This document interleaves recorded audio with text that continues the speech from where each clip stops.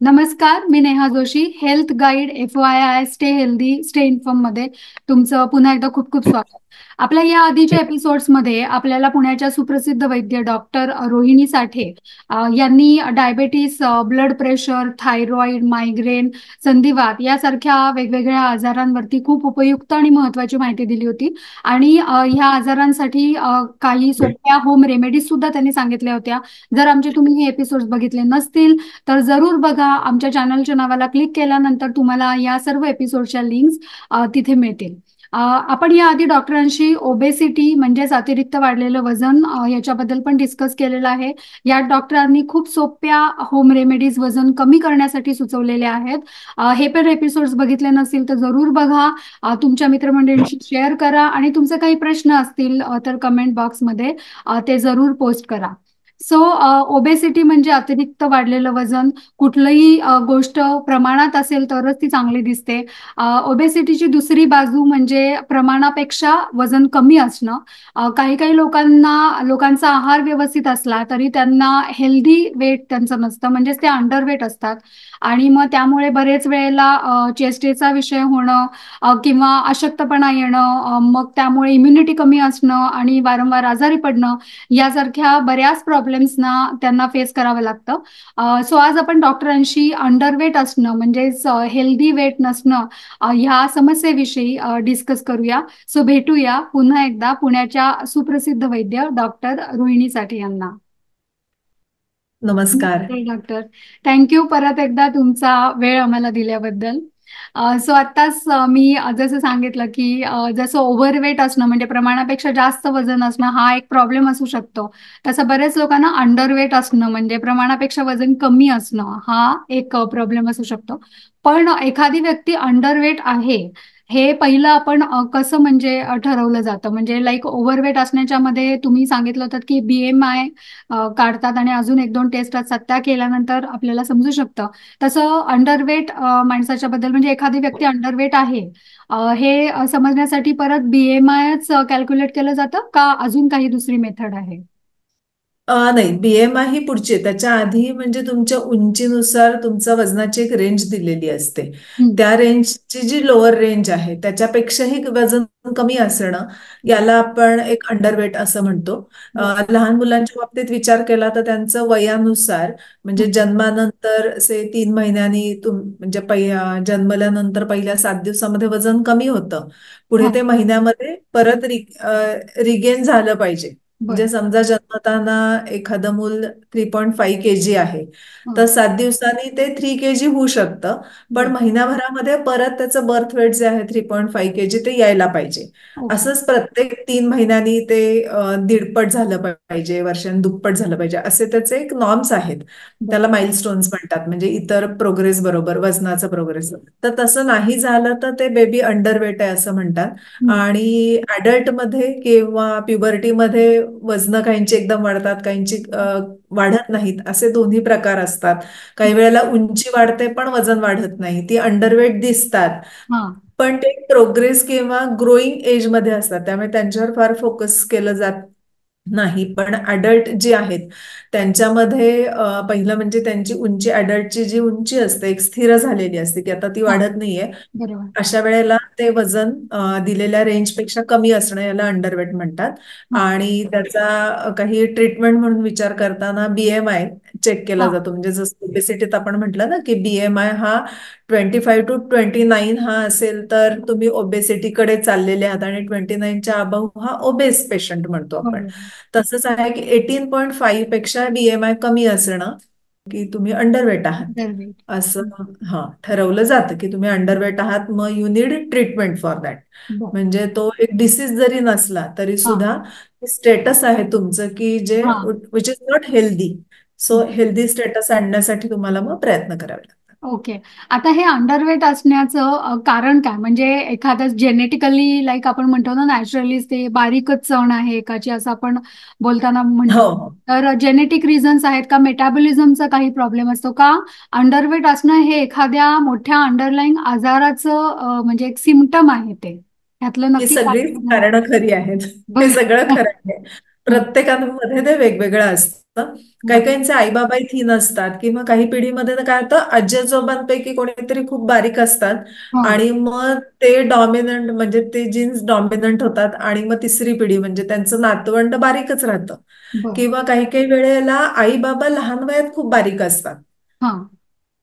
म्हणजे थीन म्हणू आपण तसे. हां. तर त्यांची मुलं पण मग वाढत्या वयामध्ये आणि साधारण अडल्ट मधले सुद्धा एक हं. विशिष्ट फेजेस असतात आयुष्यातलं म्हणजे 30चं म्हणजे हॉर्मोनल चेंजेसचं. बरं. तोपर्यंत ती बारीक राहतात आणि पुढे ती आपोआप अंगाने भरतात असं म्हणूयात. हां. म्हणजे हां. अंडरवेट त्यांचं जे स्टेटस आहे ते बदलतं आणि ते ओके. नॅचरली एक वेट रेंजमध्ये येऊन जातात. हं. आणि काहींच्या बाबतीमध्ये म्हणजे हा एक जसा जेनेटिक इफेक्ट झाला तर दुसरा असतो की काहींचं मेटाबॉलिझमच बरोबर नसतं.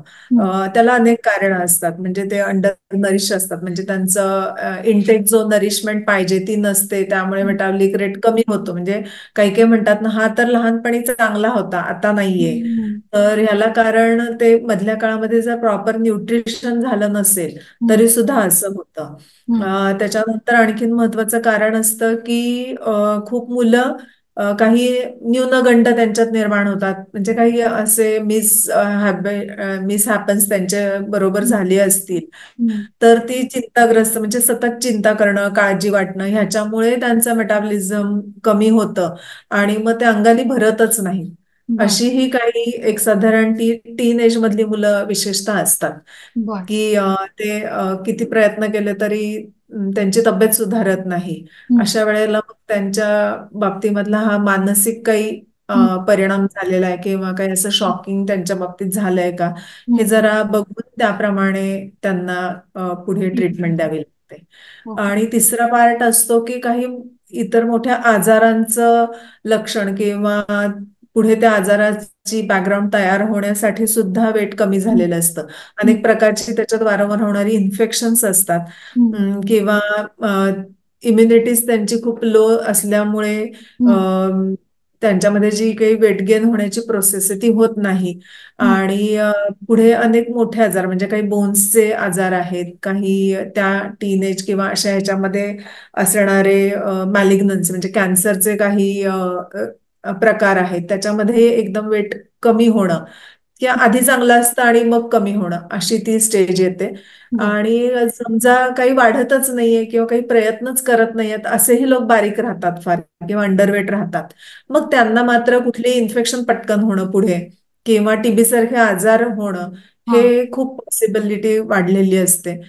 त्यामुळे ते हे जे स्टेटस आहे तुमचं अंडरवेट स्टेटस हां. ह्याच्यावर विचार करणं किंवा एकदा डॉक्टरांना भेटून हे स्टेटस नॉर्मल आहे हे आपोआप बदलणार आहे का हां. ह्याच्यासाठी ट्रीटमेंटची आवश्यकता आहे हे एकदा डॉक्टरांना भेटून कन्फर्म करणं हे गरजेचं असतं. बऱ्याच वेळेला बायकांमध्ये वजन वाढलं असेल तर आणि एस्पेशली टीनेजर मुलींमध्ये इटिंग डिसऑर्डर्स दिसून येतात. म्हणजे बारीक राहण्यासाठी ते वेगवेगळ्या प्रकारचे डाएट्स ट्राय करतात आणि अंडरवेट हो राहण्याचा हो. प्रयत्न करतात. तर हे अंडरवेट असणं हाही एक प्रॉब्लेमच आहे. म्हणजे असं करणं योग्य आहे का नाही? म्हणजे असं इटिंग डिसऑर्डर. कसं आहे की आयुर्वेदाने सुद्धा एक आपण ओबेसिटीच्या बाबतीत पण म्हटलं होतं बघा की हां. वरम कार्यम स्थौल्यात म्हणजे हां. स्थूल होण्यापेक्षा तुम्ही बारीक असणं हे चांगलं आहे. हां. हा बेसिक रूल आहे. त्यामुळे हां. बारीक राहण्यासाठी मुली म्हणा किंवा फिगर शेपमध्ये राहण्यासाठी मुलं जे काही प्रयत्न करतात टीनेज हं. मध्ये विशेषतः ते हं. असतं. हं. तर ते योग्य आहे. पण त्या योग्य पद्धतीनं केलं तर ते योग्य हं. आहे. म्हणजे बरं. काहीच न खाणं किंवा नुसतंच चहा पिणं किंवा हां. नुसतंच काहीतरी ज्यूस फ्रूट खाऊन राहणं आणि बारीक राहणं हां. दिस इज नॉट हेल्दी. बरं. तर त्याच्यात तुमचा बीएमआय तुम्ही जर चांगला 20 ते 22 या हं. दरम्यान ठेवण्याचा प्रयत्न केलात आणि हं. त्याच्यासाठीचा अभ्यास पूर्ण किंवा माहिती हं. पूर्ण जर ते केलं हं. That is healthy lifestyle. हं. पण तसं नाही मला नुसतंच बारीक राहायचंय झिरो फिगर हवी आहे म्हणून हां. काहीतरी चुकीच्या गोष्टी करणं हे केव्हाही हेल्थला त्रासदायक आहे. त्याच्यामुळे अशा मुलींना खरं तर ही माहिती असणं खूप हं. गरजेचं आहे त्या एज मधल्या कारण त्या एज मध्ये वाटतं सुद्धा की झिरो फिगर असावी हं. चांगले चांगले ड्रेसेस घालता यावेत हं. त्याच्यामुळे ती झिरो फिगर प्रयत्नपूर्वक त्या करत असतात पण त्याच्यासाठी योग्य माहिती घेणं न्यूट्रिशन तुमचं बरोबर असणं आणि झिरो फिगर असणं. दिस हे इज अ महत्वाचं. Golden triangle actually. बरोबर. पण ते जमवण्यासाठी माहिती घेणं हे गरजेचं आहे आणि प्रॉपर चॅनलमधनं त्याची माहिती घेणं हे सगळ्यात महत्वाचं आहे. ओके. अंडरवेट असल्यावरती काय काय आजारांची म्हणजे शक्यता असते, जसं तुम्ही टीबीचा उल्लेख केला. याप्रमाणे अजून कुठले असे आजार उद्भवू शकतात का, वेट हेल्दी नसेल म्हणजे अंडरवेट असेल एखाद्या माणसाचं तर? अंडरवेट असेल तर जसं की आपण इम्युनिटी कमी राहू शकते, हा. त्याच्यामुळे कुठलेही इन्फेक्शन हा. होणं, टीबी सारखं इन्फेक्शन की जे इतक्या बारीक माणसांमध्ये झालं तर बरं हम्म. करणं खूपच अवघड जातं. बरं. त्याच्यानंतर क्षमता तुमची कुठली कामाची, हम्म. व्यायामाची हम्म. क्षमता कमी असणं, त्याच्यामुळे हम्म. तुम्ही करिअरमध्ये, अभ्यासामध्ये मागे पडणं आणि त्याचे इम्पॅक्ट येणं. हा. त्याच्यानंतर सोशली सुद्धा जर अंडरवेट, तुम्ही हेल्दी अंडर वेट नसेल तुमचं, हम्म. तर सोशली सुद्धा तुम्हाला त्याचे प्रॉब्लेम येतात. बरोबर. तो एक महत्वाचा भाग आहे. त्यामुळे हम्म. अंडरवेट असणं म्हणजे बाकीचे मोठे आजार जे आहेत हम्म. ते डॉक्टरांशीच कन्सल्ट करून हम्म. चांगली त्याची माहिती होऊ शकते. पण अंडरवेट ही जी स्टेटस आहे हम्म. ते का आहे हे डॉक्टरांकडून माहिती हम्म. करून घेणं हम्म. आणि त्याच्यावर मग योग्य तो उपचार म्हणा किंवा हम्म. योग्य ती व्यवस्था आपली, हम्म. म्हणजे जसं आपण लाईफस्टाईल मॅनेजमेंट म्हणतो हम्म. ना, हम्म. ती करून घेणं आणि दिनचर्या जी आपण सांगितली होती पूर्वी ती बरोबर. सुद्धा फॉलो केली तर अंडरवेट असतात ते चांगल्या वेट प्रपोर्शनेट येतात आणि ओबेस असतील तर त्यांचंही ओबेसिटी कमी होते. हे बरोबर. आपल्या दिनचर्येचं महत्व आहेच आहे. बरोबर. पण ते काय आहे की जे तुम्ही दिनचर्या 6 महिने सांभाळाल व्यवस्थित तर ते तुम्हाला बॅलन्स करणारा इफेक्ट दिसेल. पण हम्म. तुम्हाला लवकर काहीतरी त्यातून बाहेर पडायचं, जे आत्ताचं स्टेटस समजा अंडरवेट हे हम्म. स्टेटस आहे, तर त्यातनं बाहेर पडायचं असेल तर मग तुम्हाला सल्ला घेणं हे गरजेचं आहे. मग ओके. आपण त्याच्यामध्ये साधं म्हणजे अगदी डॉक्टरांकडे जायचं नाहीये, पण मला माझं वजन वाढवायचंय हम्म. असं जर असेल हम्म. तर त्याच्यासाठी आपण खूप घरातल्या घरात करण्यासारख्या गोष्टी असतात. ओके. सो हे तुम्ही बोलताय ते जे ज्यांना बारीक असणं हे सिम्पटम नसून जेनेटिकली म्हणा किंवा मेटाबॉलिझम कमी असल्यामुळे ते बारीक आहेत, अशा लोकांचं वजन वाढवण्यासाठी तुम्ही आता उल्लेख केल्याप्रमाणे घरगुती उपाय असू शकतात, तर ते जरा उपाय सुचवा. आणि डॉक्टरांकडे नक्की कधी जायचं हेही सांगा अंडरवेट असताना. नक्की. अगदी सिंपल असतं की हे कसं आहे की कुठल्या एज ग्रुपमध्ये तुम्ही अंडरवेट तुम्हाला स्वतःला मानताय हा. किंवा तुम्हाला कळतंय. हा. लहान मुलं असतील अंडरवेट आहेत असं जेव्हा आईबाबांना कळतं हम्म. आणि बाकी अदरवाईज हेल्दी आहे आपलं बेबी, तर अशा वेळेला हे आईबाबांनी सगळे प्रयत्न करायचे असतात. हम्म. त्याच्यामध्ये पहिली गोष्ट म्हणजे मूल खूप म्हणजे चांगलं खेळत नसेल, त्याच्या शरीराला व्यायाम होत नसेल आणि भूक लागत नसेल, हम्म. तर मग त्याला विविध खेळामध्ये त्याची आवड वाढेल आणि तो खेळेल, काहीतरी व्यायाम घडेल त्याच्याकडून. हम्म. अशा ऍक्टिव्हिटी त्याच्या करून घेणं आणि भूक वाढतीये का याच्याकडे लक्ष देणं. हम्म. किंवा काही वेळेला काही मुलांमध्ये तर असं होतं की ते खेळतात भरपूर, म्हणजे भरपूर खेळायला लागतात हम्म. नंतर, पण त्यांना भूकेचं सेन्सेशन कमी असतं, त्यांना कळत नाही की भूक लागलीय, मग बरं. ते तसेच राहतात. म्हणून मग त्यावेळेला आईबाबांनी जागरूक होऊन की मूल आता इतकं खेळतंय, या वयामध्ये आहे, तर हम्म. मग त्याच्या आहारामध्ये आपण जसं म्हणतो ना की एक चौरस आहार त्याचा पाहिजे. हम्म. मग त्यांनी विचार करायचा की तो जातोय का. हम्म. मग त्याच्यामध्ये जे काही तुम्ही नेहमीचं अन्न घेता, म्हणजे जसं की पोळी भाजी असेल, हम्म. तर पोळी तो सफिशियंट खातोय का, कमी खात असेल तर ती वाढवण्याचा प्रयत्न करायचा आहे. त्याच्याच बरोबर मग ती नुसती पोळी खाण्याऐवजी त्याला जरा तूप लावून पोळी खाणं किंवा आतमध्येच घडीमध्येच तूप लावून ती पोळी खाणं, ती पोळी खायला देणं, हा एक त्याच्यामध्ये उपाय होऊ शकतो. हम्म. लहान मुलांचं वजन गोडानी चांगलं वाढतं, मग आता गोड कुठलं द्यायचं, तर कॅडबरी द्यायची का, कॅडबरीने वजन वाढेल, हम्म. पण पुढे जेव्हा हॉर्मोन्स बदलतील तेव्हा ते बाळ जाड होईल. हम्म. म्हणून मग कॅडबरी किंवा अशा टाईपच्या ज्या काही मिठाया असतात ते देण्यापेक्षा घरातले गोड पदार्थ, म्हणजे आपण हम्म. लाडू करतो, हम्म. लाडूमध्ये अतिशय चांगली एनर्जी असते, त्यामुळे मुलांचं स्टेबल एनर्जी वाढणं हे हम्म. होतं आणि मग त्यांचं वजन वाढणं असंही त्याच्यामध्ये दिसून येतं. हम्म. फळं असतात की फळांचा केळे पाकण म्हणजे बाहेरचा जाम विकत आणून मुलांना खायला देण्यापेक्षा हम्म. आपल्या घरात साखर असते, साखरेचा पाक करायचा. जी हम्म. काही फळं आपल्याकडे अवेलेबल आहेत त्याच्या छोट्या छोट्या फोडी करून त्या पाकात उकडायच्या हा. आणि मग ते शिजतानाच त्याच्यामध्ये तूपही घालायचं.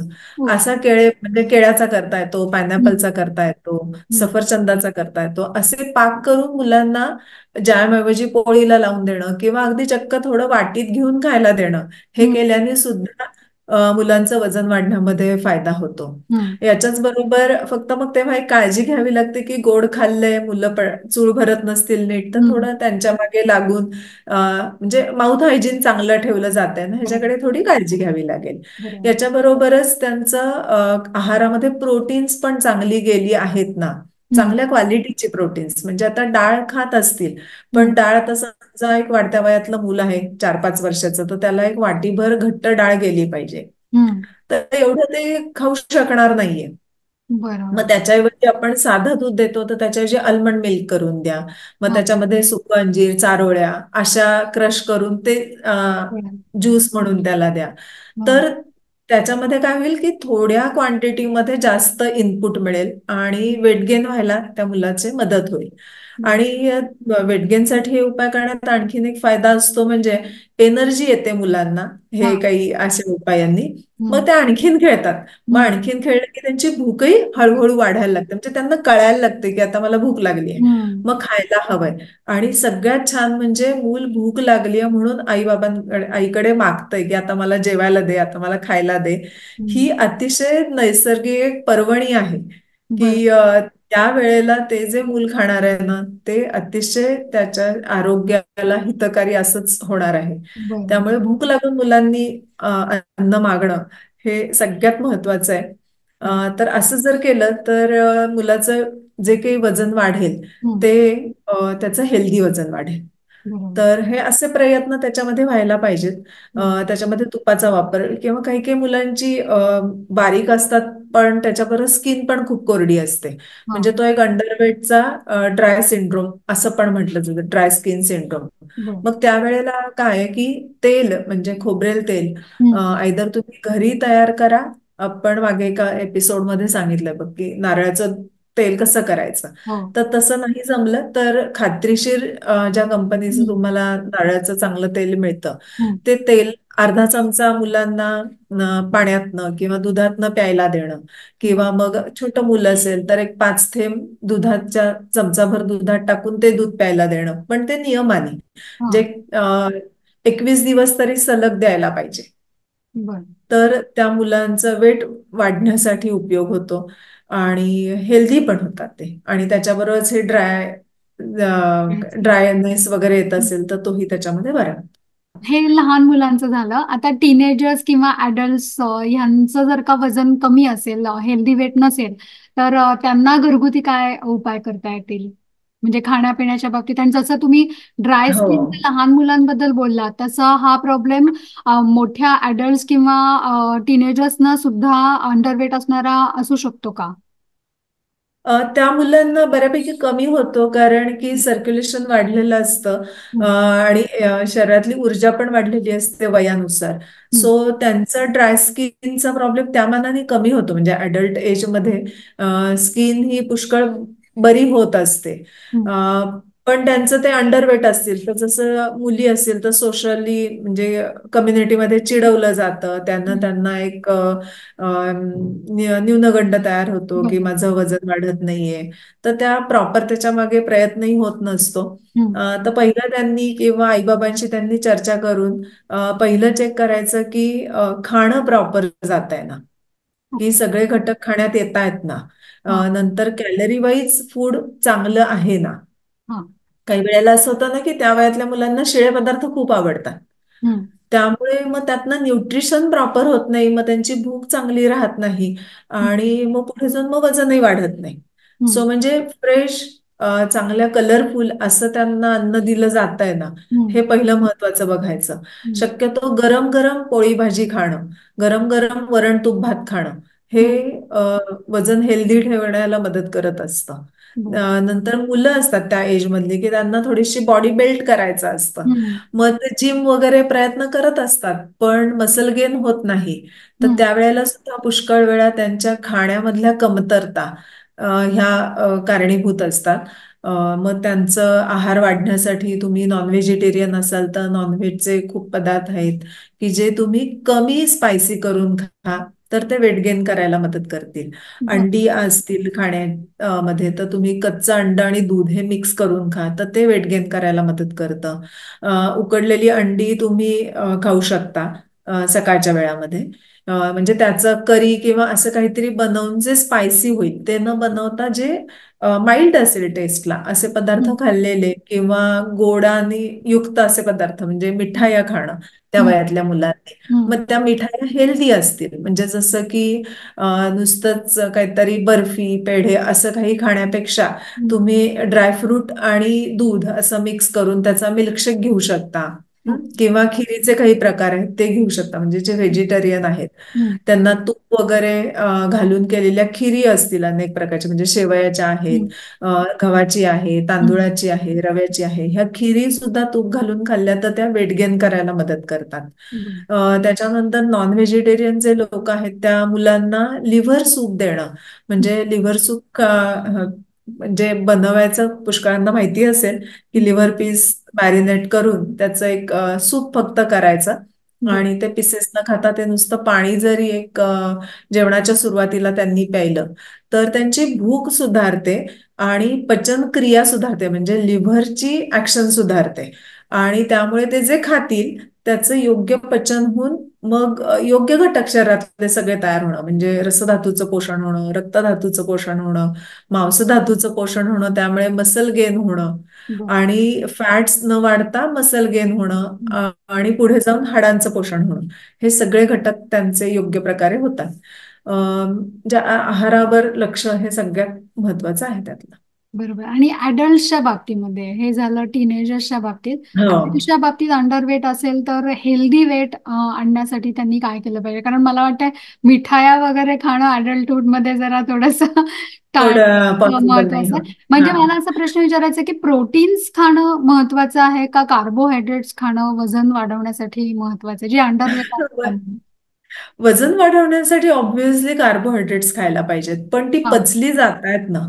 कारण काय आता ऍडल्ट एज येईपर्यंत जर तुमचं वजन वाढत नसेल तुम्ही अंडरवेट राहत असाल तर हम्म. अंडरलाईन काहीतरी कॉज असतं त्याच्यामध्ये. बर. म्हणजे लहानपणामध्ये गोवर कॅन्जिण्या खूप प्रमाणात येऊन गेलेल्या असतील बर. किंवा कावळी सारखे लिव्हर च्या इन्फेक्शनचे आजार काही होऊन गेलेले असतील हम्म. किंवा खूप जास्त दिवस टिकणारा असा ताप येऊन गेला असेल बर. तरी या लोकांचं वजन वाढत नाही. मग त्यावेळेला त्यांनी मुख्य हे बघायचं आहे की भूक आपली प्रॉपर आहे ना आणि भुकेच्या वेळेला तुम्ही खाताय ना. बर. नाही तर पुष्कळ ऍडल्ट एज मध्ये काय होतं की कामाच्या व्यापामुळे किंवा ताणतणावांमुळे भुकेची वेळ टळून जाते, हम्म. खाल्लं जात नाही हम्म. आणि मग नंतर खातात ते कमी खाल्लं जातं म्हणजे ऑब्व्हियसली तुमची मग ओव्हर द डे तुम्ही काउंट केली क्वांटिटी तर ती कमी असते. हम्म. त्यामुळे मग तुमचं वजन वाढत नाही हम्म. आणि ह्या गोष्टीचा सगळ्यात महत्वाचा परिणाम असा होतो की हळूहळू तुमची भूकच कमी होते. ओके. म्हणजे भुकेच्या वेळेला खाल्लं नाही आणि थोडस खात गेला तर हळूहळू तुमची खाण्याची कपॅसिटी कमी होते. हम्म. नंतर हळूहळू भूक कमी होते आणि मग वजन वाढणं ही गोष्टच दुरापस्त होऊन जाते. बरोबर. वजन वाढतच नाही आणि उलट वेगवेगळे आजार निर्माण व्हायला लागतात. हम्म. त्यामुळे अडल्ट अंडरवेट जेव्हा असतात हम्म. तेव्हा त्यांनी हेच बघायचं आहे की आपलं खाण्यामधल्या गोष्टी प्रॉपर आहेत ना. त्यामुळे जर तुमचे श्रम खूप असतील हम्म. हो तर मग तुम्ही प्रोटीन्स आणि कार्बोहायड्रेट्स हे समप्रमाणात घ्यायला पाहिजे. बर. म्हणजे तुमचं वजन जर एक 60 किलो हवंय किंवा तुमच्या उंचीनुसार 56 ते 60 आणि तुम्ही 50च आहात हम्म. तर तुम्ही 55 ते 60 ग्रॅम प्रोटीन आहारात जातील असा विचार करायला हवाय. म्हणजे तुम्हाला जे एक्सपेक्टेड वजन आहे तेवढं प्रोटीन आहारात गेलं पाहिजे आणि हम्म. कार्बोहायड्रेट तुम्ही जेवढे पचवू शकता हम्म. तेवढे खाल्ले गेले पाहिजेत. मग कार्बोहायड्रेट मध्ये काय वजन वाढवण्याला मदत करेल हम्म. तर त्याच्यामध्ये भात आहे, हम्म. तूप भात एकत्र खाणं किंवा वरण भात एकत्र खाणं किंवा डाळ खिचडी खाणं आणि भरपूर तूप घालून ती खिचडी खाणं, हे म्हणजे तुम्हाला प्रोटीन कार्बोहायड्रेट हे कॉम्बिनेशन एकत्र आणि तुपामुळे शरीरामधले त्याचं पचन चांगलं होणं हम्म. म्हणून हे उपयोगी पडतं. मग आता डाळच हवी आहे, तर मग आता वेट गेन आपल्याला करायचंय, तर हम्म. त्याच्यासाठी उत्तम म्हणजे उडदाची डाळ असते. बर. सो मग खिचडी साधी मुगाच्या डाळीत करण्याऐवजी तुम्ही उडदाच्या डाळीत करा, बर. तर ती वेट गेनला मदत करणार. अच्छा. ओके. तसंच आता तुम्ही पुऱ्या करणार आहात किंवा काही लाडू करायचे आहेत, वेट गेन करायचे, काहीतरी लाडू करायचं, तर डिंकाचे लाडू आपल्याकडे फेमस आहेत. ते हम्म. डिंकाचे लाडू करतात. पण त्याच्याऐवजी जर तुम्ही उडदाची डाळ दळून आणून हम्म. त्याचं पीठ भिजवून त्याचे छोट्या छोट्या पुऱ्या करायच्या तुपात तळलेल्या, बर. मग त्या कुस्करायच्या किंवा बर. मिक्सरला त्याचं रव्यासारखं तयार होतं आणि मग हा. त्याच्यामध्ये तुम्ही ड्रायफ्रुट्स घालून लाडू करा, ओके. तर ते अतिशय उत्तम आहेत वजन वाढवण्यासाठी अच्छा. आणि ते हेल्दी पण वजन वाढवतात. हा.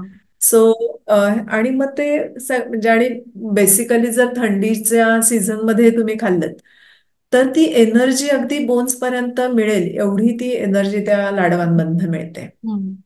बरोबर. याच्याबरोबरच मग आपण मिल्कशेक जे म्हटलं ना, हम्म. तर त्याच्यामध्ये पण अगेन दुधात म्हणजे प्रोटीन्स पण येतात. साखर मिल्कशेक मध्ये आपण साखर गुळ काहीतरी ऍड करू तर ते कार्बोहायड्रेट या स्वरूपातलेही मिळतात. मग ते म्हणजे प्रोटीन कार्बोहायड्रेट हे कॉम्बिनेशन तुम्हाला योग्य प्रमाणात मिळतं. हम्म. पण सगळ्यात म्हणजे अडल्ट एज मध्ये किंवा फुल ग्रोन अप व्यक्तीमध्ये हेच लक्षात त्यांनी ठेवायचं असतं की मला वजन किती करायचं आहे, हम्म.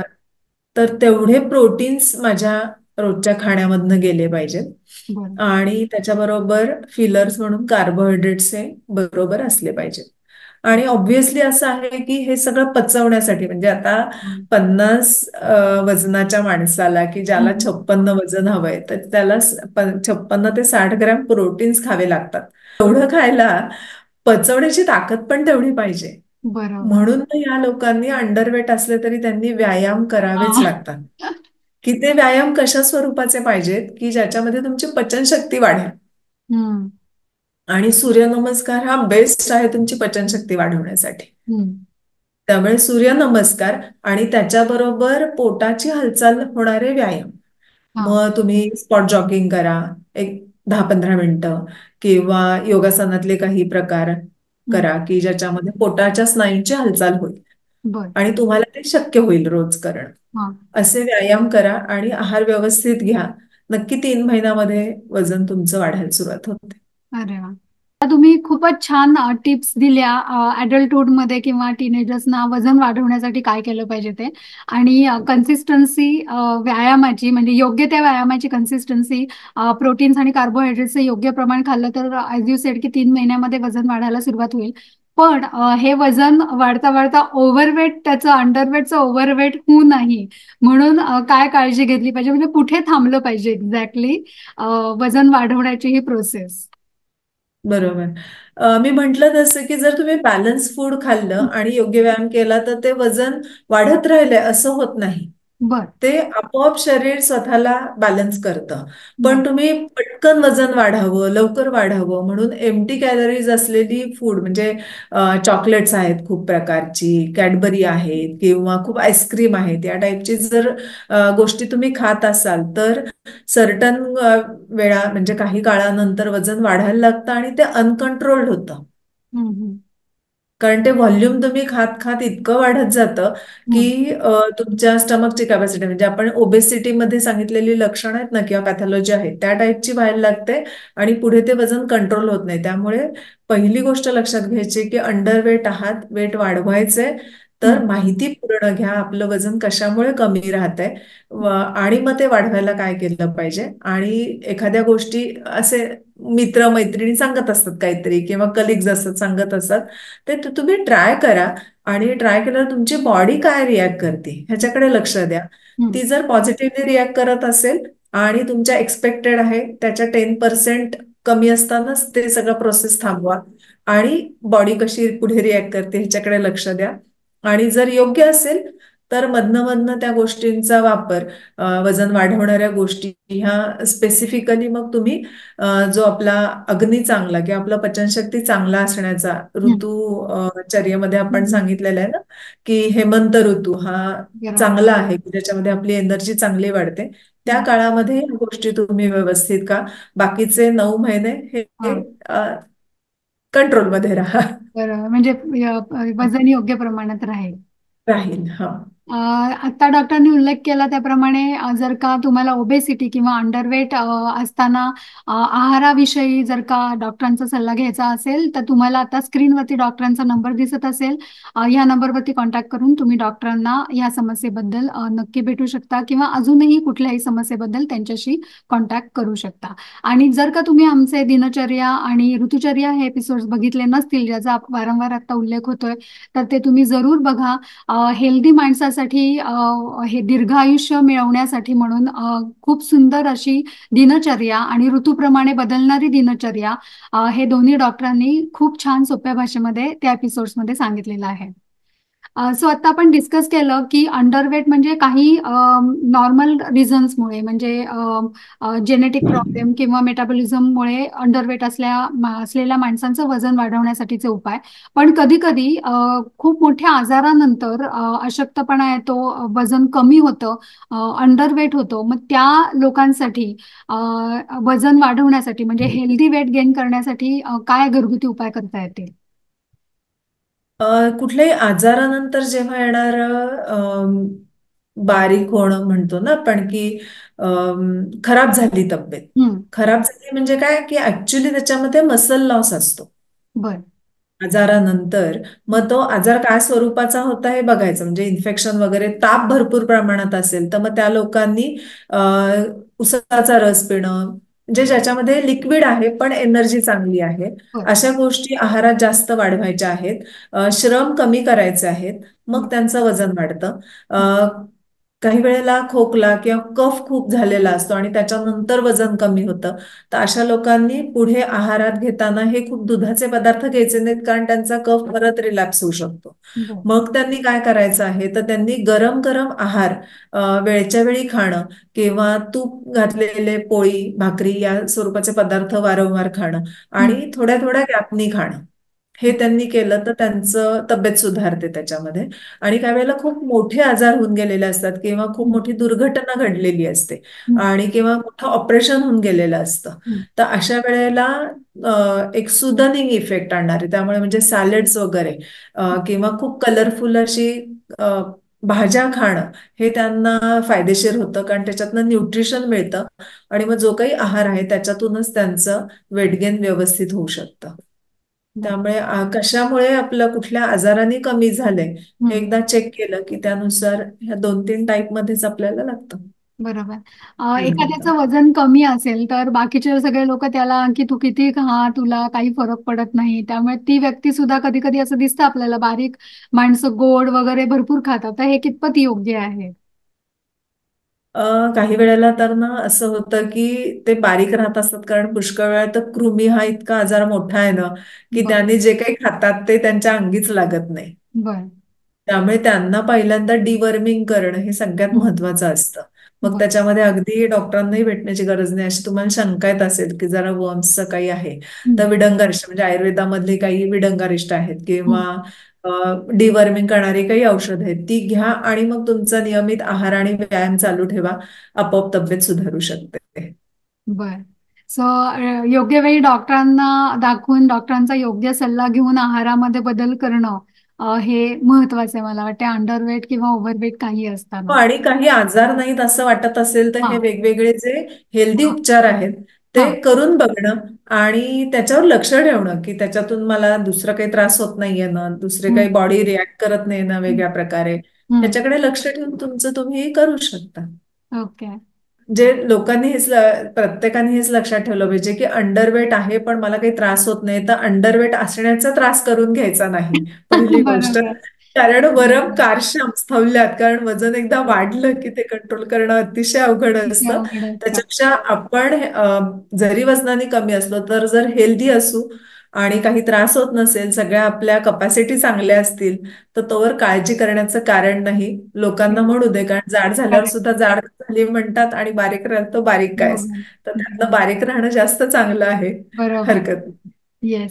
डॉक्टरांनी आताच सांगितलं की आपण बारीक असण्याचा जर का मेडिकल काही रिझन नसेल तर त्याचा मानसिक त्रास करून घेण्यात अजिबातच पॉइंट नाहीये. लोकांकडे लक्ष देऊ नका, इग्नोर करा आणि जर बारीक असण्याचं काही मेडिकल रिझन असेल तर ते डॉक्टरांचा योग्य सल्ला घेऊन फाइंड आउट करा आणि त्याप्रमाणे त्याच्यावरती वेळेवरती उपाययोजना करा. सो डॉक्टर, आज पण तुम्ही आम्हाला तुमचा वेळ दिलात, याबद्दल मनापासून धन्यवाद. थँक्यू. थँक्यू. सो डॉक्टरांनी आज आपल्याला अंडरवेट असण्याचे काय प्रॉब्लेम्स असू शकतात, डॉक्टरांचा सल्ला कधी घ्यायचा आणि वेट वाढवण्यासाठी खूप सुंदर सुंदर अशा सोप्या सोप्या होम रेमेडीज सुद्धा सांगितल्या आणि ह्या गोष्टीचा मानसिक त्रास पण कसा करून घ्यायचा नाही हे सुद्धा सांगितलं. सो काळजी करू नका, काळजी घ्या. आमच्या या एपिसोड्समध्ये आम्ही वेगवेगळ्या आजारांबद्दल माहिती देण्याचा, एक अवेअरनेस आणण्याचा प्रयत्न करतो की जेणेकरून तुम्ही त्याबद्दल काळजी करू नये, पण काळजी घ्यायला तुम्हाला उपयुक्त अशा टिप्स सुद्धा दिल्या जातात. आमचे एपिसोड्स बघितले नसेल तर जरूर बघा. अजूनही सबस्क्राईब केलं नसेल तर सबस्क्राईब नक्की करा, लाईक करा आणि तुमच्या मित्रमंडळींबरोबर हे एपिसोड्स शेअर पण नक्की करा. Stay informed so that you can stay healthy. Thank you. Keep smiling.